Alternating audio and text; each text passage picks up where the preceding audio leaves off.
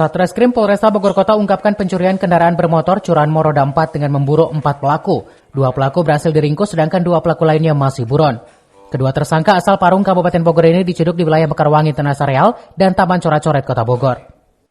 Kepada petugas, salah satu tersangka mengaku sudah lebih dari 2 kali melakukan aksinya dan mendapatkan bagian sebesar 2 juta rupiah untuk 1 kali memetik. Sedangkan tersangka lainnya hanya mendapatkan 1 juta rupiah 1 kali memetik. Sementara target sasaran aksi pencurian kedua tersangka adalah mobil pickup seperti L300 dan Grand Max, karena banyak permintaan atau pesanan dari para terduga penadah mereka serta minimnya pengamanan yang dilakukan para pemilik kendaraan.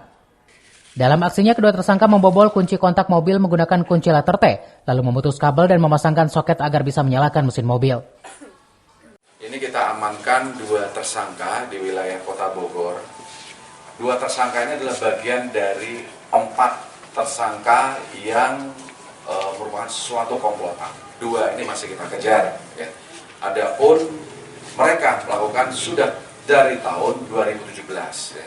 Mereka 2 tersangka ini dari Parung, Kabupaten Bogor, dan mereka untuk wilayah Kota Bogor melakukan aksinya di wilayah Mekarwangi, kemudian di Taman Coret-Coret, Bogor Utara. Ya.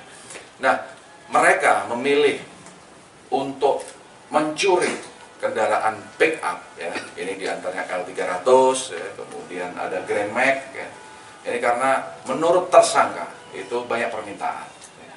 Dan juga unsur pengamanan di lokasi pick up banyak di kampung, tidak ada alarm, kemudian penjagaannya minim dan lain sebagainya.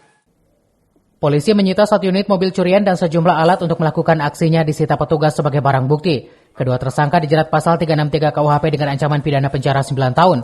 Kapolresta Bogor Kota mengimbau masyarakat untuk selalu waspada terlebih pada saat mudik lebaran.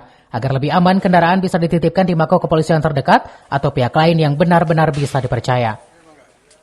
Dari Kota Bogor, Herman Bons melaporkan.